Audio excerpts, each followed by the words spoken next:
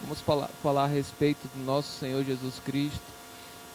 Olha o que diz a palavra de Deus: e o Verbo se fez carne e habitou entre nós, cheio de graça e de verdade, e vimos a sua glória, glória como do unigênito do Pai. Amém, irmãos? Curva a sua cabeça no seu lugar, pede para o Senhor falar com você nessa noite.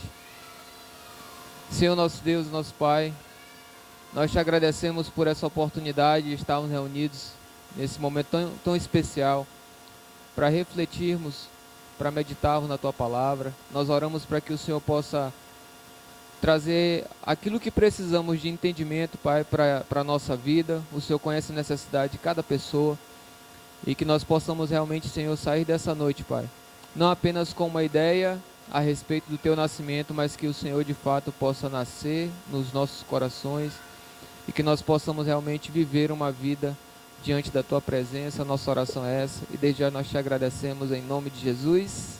Amém. Amém, meus irmãos? Graças a Deus. Meus queridos, uma das verdades centrais das Escrituras é que o próprio Deus um dia resolveu se fazer homem na pessoa de Jesus Cristo. Esse é um princípio que todo cristão, toda pessoa que concorda com o Evangelho, com as Escrituras, precisa ter isso em sua mente e na maneira de entender a vida, a sua vida, a maneira como as coisas acontecem. Essa realidade nós lemos aqui no livro de João, que vai falar a respeito dessa chegada de Jesus. Esse verbo, né, essa palavra de Deus que se fez carne e habitou entre nós, é um fundamento para a nossa jornada cristã. E nós estamos num período onde, né, de ontem para hoje, há essa comemoração do Natal.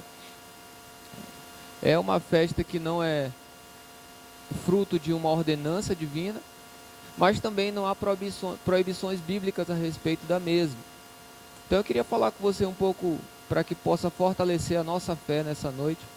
Essa festa ela foi originária, pelo menos por onde eu tenho pesquisado e estudado. Ela nasceu desde o primeiro século, ou seja, no período ali onde o Evangelho chega aos gentios,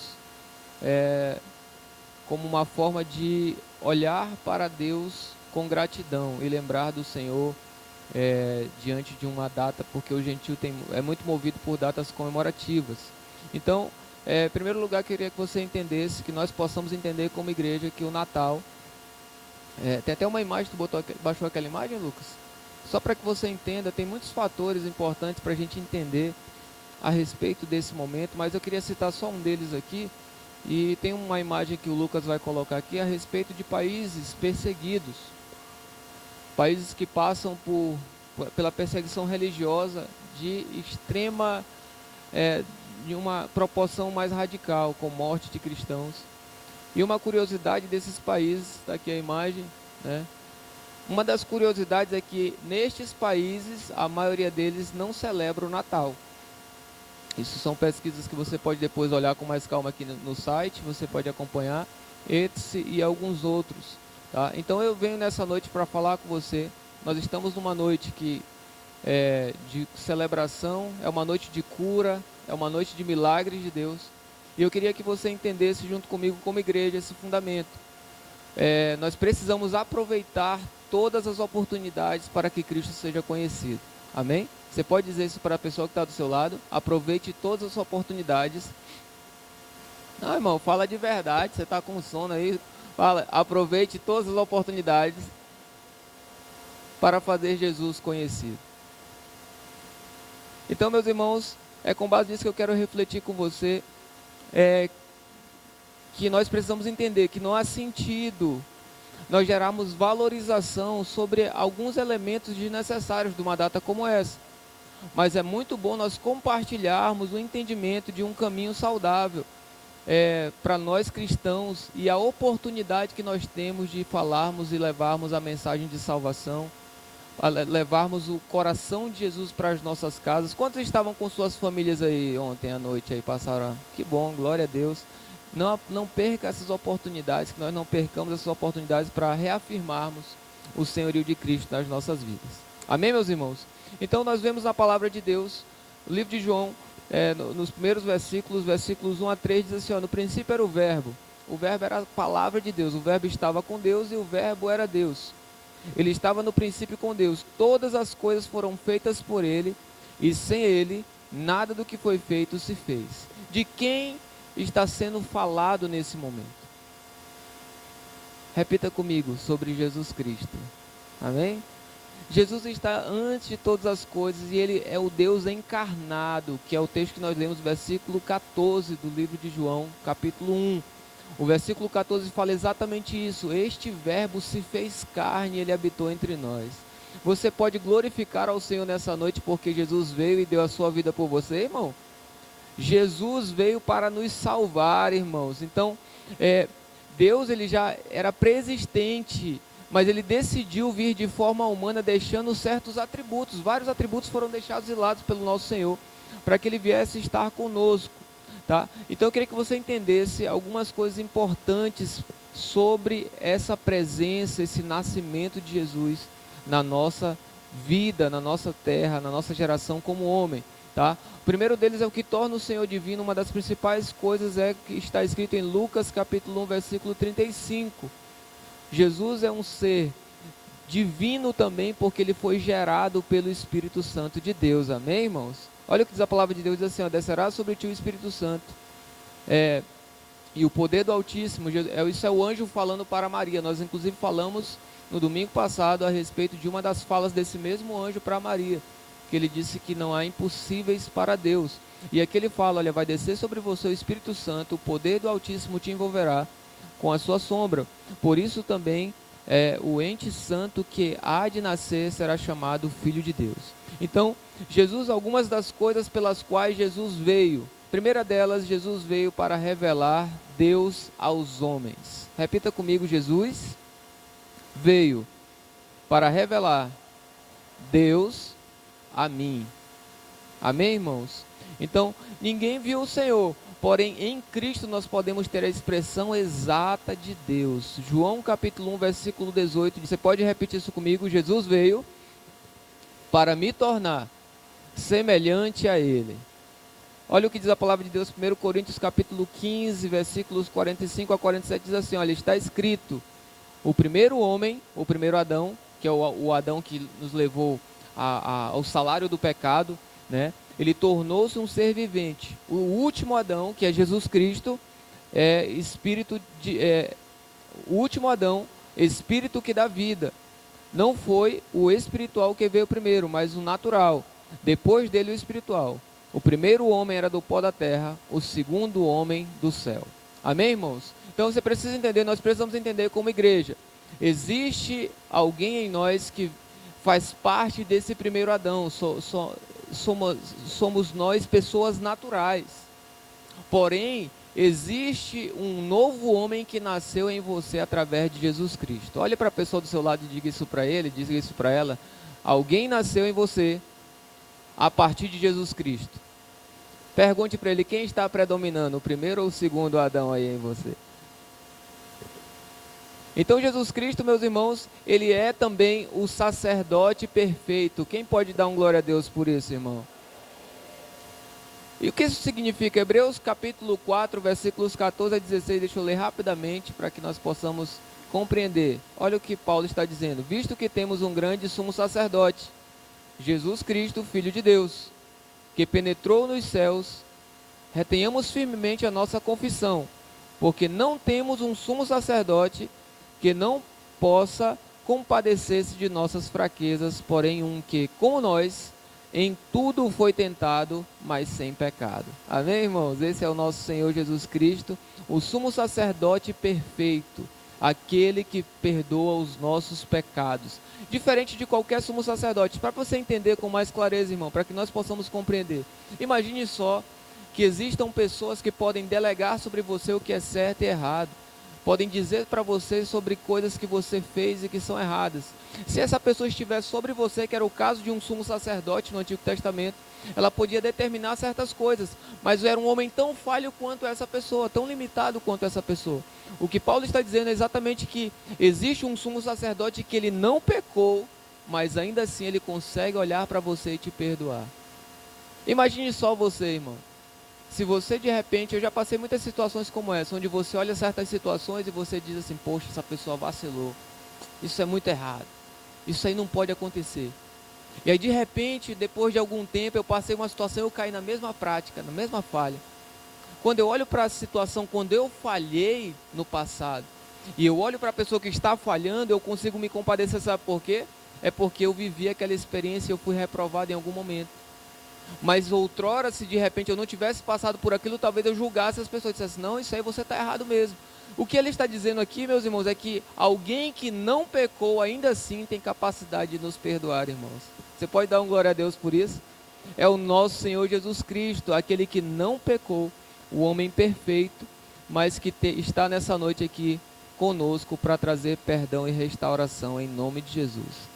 Olha só, meus irmãos, além disso, olha o que diz a palavra de Deus, Romanos capítulo 8, versículo 3. Porquanto o que era impossível à lei, visto que estava enferma pela carne, Deus enviou o seu Filho, em semelhança da carne e do pecado. Pelo pecado condenou o pecado na carne. Ou seja, Jesus Cristo é exatamente a resposta para que nós possamos receber um acesso e não a punição pelos pecados. Olha para quem está do seu lado e pergunte para ele, como é que está a sua vida? Pergunta para essa pessoa. Pergunta para ele se você já conseguiu se libertar dos pecados do passado. Jesus pagou por você todo o peso do pecado, amém, irmãos? Então que nós possamos olhar para a cruz. 1 João fala sobre isso, né? Capítulo 1 vai falar exatamente sobre o cenário de pessoas que precisam valorizar o perdão recebido pelo pela prática da morte de Jesus em nosso lugar. Para resumir um pouco mais, irmãos, eu queria que você entendesse também que Deus vem como homem para vencer o diabo. Deus veio como o homem para vencer os planos malignos. Então, existia a necessidade do derramamento de um sacrifício perfeito. É o que diz 1 Timóteo capítulo 2, versículo 5. Porque há só um Senhor, um só Deus, um mediador entre os homens, que é Jesus Cristo. E ele veio ao mundo para destronar todos os planos de Satanás. Será que você consegue olhar para a sua vida? Eu quero convidar você nesse momento aqui, só para você pensar comigo. Você consegue olhar para a sua vida nessa noite e você consegue perceber que os planos do diabo foram destruídos por Jesus na sua vida? Você já consegue ser essa pessoa, irmão? Onde esse presente, o verdadeiro presente, que é a cruz de Cristo, o sacrifício feito por Ele, destronando todos os planos de Satanás contra você.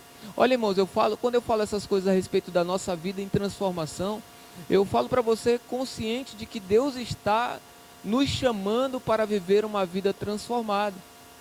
O chamado de Deus para nós, eu queria inclusive ressaltar esse ponto com você. O chamado de Deus para nós é um chamado de santidade. É um chamado de que nós somos agora atraídos para a santidade de Deus. E quando eu falo de santidade para você, irmão, não é para gerar um peso de julgo sobre você ou de culpa sobre práticas cometidas, mas para que o nosso coração possa desejar viver como Jesus viveu. Olha para quem está do seu lado e diga isso para ele. Você precisa viver como Jesus viveu. Diga para ele assim, através do Espírito Santo, isso é possível. Amém, meus irmãos? Para que você possa, para a gente fechar nossa reflexão nesse momento, nós vamos encurtar um pouco a nossa mensagem. Nós temos uma apresentação especial já já e nós vamos orar também por você. Só queria fazer uma pergunta. Quem deseja aparecer com Jesus aqui, levanta a sua mão e dá uma glória a Deus bem alto. Preciso dar uma palavra de alinhamento da parte de Deus para você. Se você está aqui e deseja aparecer com Jesus, não se engane. Toda dificuldade de servir pessoas ou servir a casa de Deus, que é a mesma coisa, é uma tentativa maligna de fazer com que você não pareça com Jesus.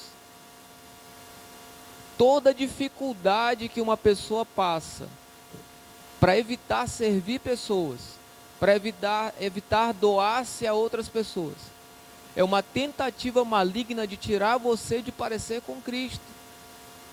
E eu falo isso, irmãos, consciente do que nós estamos passando na nossa geração atual. É muito mais confortável sermos pessoas que pegamos um culto de vez em quando, nós vamos ouvir a palavra e não temos certas responsabilidades. É muito mais confortável nós estarmos, fazendo as coisas de acordo com os nossos propósitos. É muito mais confortável e coerente, humanamente falando, você correr atrás dos seus sonhos. Mas o Evangelho de Jesus nos chama para abrir mão de nós mesmos e nos doarmos por outras pessoas. Esse é o Evangelho ao qual nós servimos, irmãos. Esse é o Evangelho que nós aprendemos. Nós precisamos, irmãos, entender que, segundo Jesus Cristo, eu quero trazer algumas palavras com base na vida de Jesus, para que você possa sair nessa noite consciente. E aproveito para repetir para você. Nós estamos há alguns dias e definimos algumas decisões para a nossa igreja local. Nós temos muitos irmãos, graças a Deus, que estão servindo. Tudo que acontece na nossa igreja, irmão, é obra do Espírito Santo através de pessoas. Várias pessoas que estão aqui sentadas, outros que talvez não estão aqui, estão servindo, dando do seu melhor. E o Senhor não chamou uma parte de nós para servir. Deus está nos chamando para servi-lo. Entenda isso, isso não é para quem está do seu lado. Deus está chamando você e a mim para servi-lo. Isso é parecer com Jesus. Servir pessoas. Ele veio ao mundo para servir. Olha o que diz a palavra de Deus. Jesus define grandeza como disposição para servir. Mateus capítulo 20, versículo 25 ao 28, eu vou ler rapidamente para você. Jesus, chamando-os para junto de si, disse: sabeis que os governadores dos povos os dominam, e que os maiores exercem autoridade sobre ele. Está falando sobre grandeza aqui, Jesus. Não é assim entre vós. Ele está falando a respeito dos seus discípulos agora. Entre vocês não é assim. Pelo contrário, quem quiser tornar-se grande entre vocês, será esse o que vos sirva. E quem quiser ser o primeiro entre vós, será vosso servo. Tal como o Filho do Homem, que não veio para ser servido, mas para servir e dar a sua vida em resgate de muitos. Amém, irmãos? E eu pergunto a você, você prefere viver um ano novo, viver uma nova estação, sendo servido ou servir? Essa é uma pergunta que parece lógica, mas eu queria convidar você, como uma autoridade sobre a sua vida nessa noite, da parte de Deus, para refletir, irmão. Nós precisamos tomar certas decisões a respeito do que queremos. Se você deseja ser servido, venha ao culto e assista aos cultos. Se você deseja servir e parecer com Jesus, você estará ocupado todos os dias. Quem está servindo ao Senhor não anda desocupado, irmão. Quem aceita servir ao Senhor, deseja conhecer o que Deus fala, e por isso ele vem para a escola bíblica. Não é porque ele vai bater o ponto para dizer para alguém que ele veio. Servir, irmãos. Olha, o Senhor está nos chamando como igreja, eu falo isso para você, eu entendo que é da parte de Deus, porque a palavra de Deus aponta isso. O Senhor está nos chamando para sermos semelhantes a Ele, amém, irmãos? E Ele se doou por nós, Ele deu sua vida, Ele não apenas um pouco do seu tempo, fazendo louvor na igreja, ou servindo no diaconato, ou outras coisas. Ele veio ao mundo e deu a sua vida, Ele morreu por mim e por você, irmão. Então nós estamos aqui celebrando o nascimento do nosso Senhor, e que Ele possa nascer no seu coração o mesmo sentimento, amém, irmãos? Esse coração de Jesus, segundo João capítulo 13, versículos 12 a 15, Jesus, a palavra de Deus fala a respeito dele assim, olha, depois de lavar os pés dos discípulos, perdão, é João, tá? Depois de lavar os pés dos discípulos, Jesus vestiu a sua capa e voltou ao seu lugar. Então perguntou-lhes: vocês entendem o que eu fiz a vocês? Jesus acabou de lavar os pés dos discípulos. Vocês me chamam de mestre e Senhor, e com razão, pois eu sou. Pois bem, se eu, sendo Senhor e mestre, lavei os pés de vocês, vocês também devem lavar os pés uns dos outros. Eu lhes dei exemplo para que vocês façam como lhes fiz. Olha para a pessoa do seu lado e diga, pergunta para ele assim: você quer que eu lave os seus pés?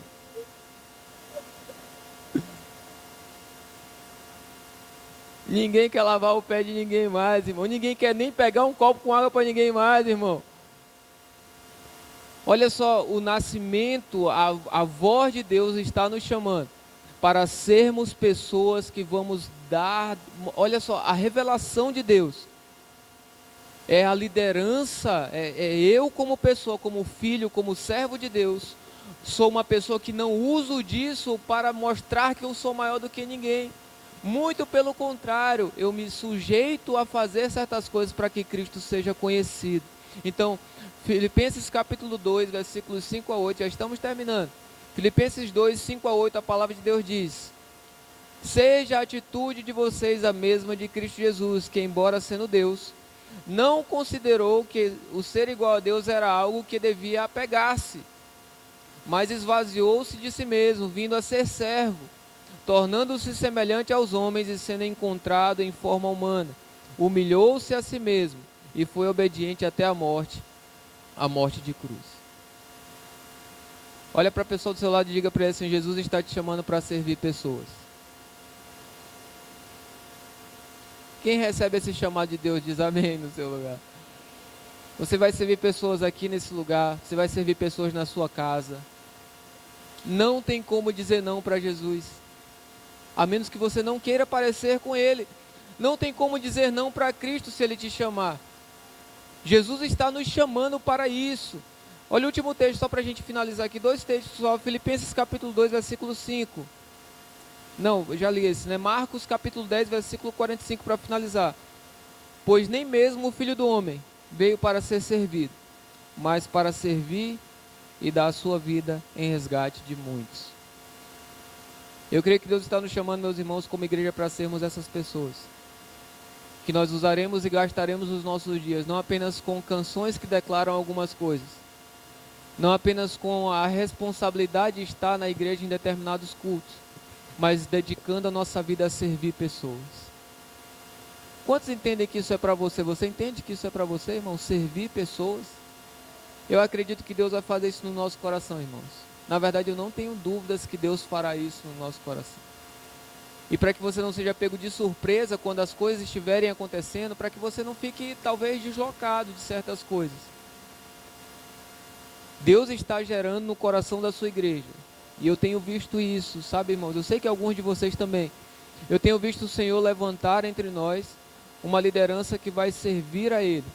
E nós vamos nos preocupar com as causas do reino de Deus. Se você está aqui nessa noite, você tem sido agido de maneira relaxada com aquilo que Deus te chamou. Irmão, aproveita os últimos dias. E aproveita a noite de hoje e pede: Senhor, me permita valorizar o teu nascimento na minha vida, para que não seja só um Natal comemorativo por uma data que foi lançada, onde o comércio prospera, onde a criminalidade aumenta, onde certas situações difíceis acontecem, parece que era para melhorar e às vezes piora, mas Jesus de fato possa nascer no nosso coração. Amém, meus irmãos? Se você deseja servir ao Senhor, se você deseja entregar a sua vida ao Senhor, eu quero te convidar nesse momento para que nós façamos uma oração como igreja. Nós vamos orar e apenas agradecer ao Senhor porque Ele nasceu, e porque Ele está entre nós, e porque Ele vai continuar conosco, e as suas palavras vão permanecer sobre as nossas vidas. Se coloca de pé no seu lugar, meus irmãos, por favor, meu irmão, minha irmã.